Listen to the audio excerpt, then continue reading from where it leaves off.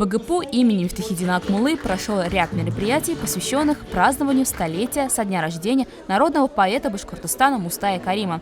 Для участия в них наш вуз посетила делегация из Кыргызстана.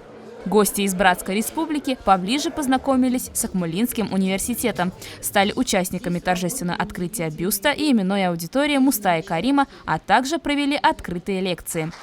18 октября в библиотеке университета прошла встреча с научной общественностью Уфы. Участие приняли студенты уфимских вузов, ученые Академии наук Республики Башкортостан. С приветственным словом выступила проректор по науке БГПУ имени Мифтахиддина Акмуллы Наталья Суханова.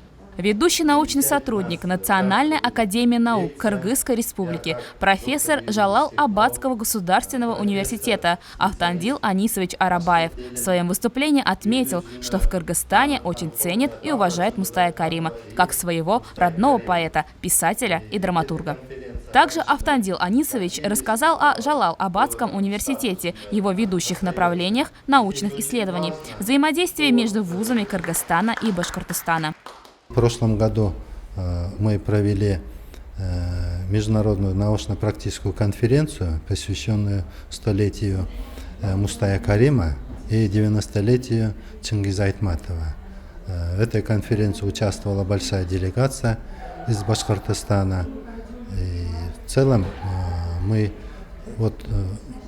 думаем, что будущее нашего сотрудничества очень такое значимое, перспективное.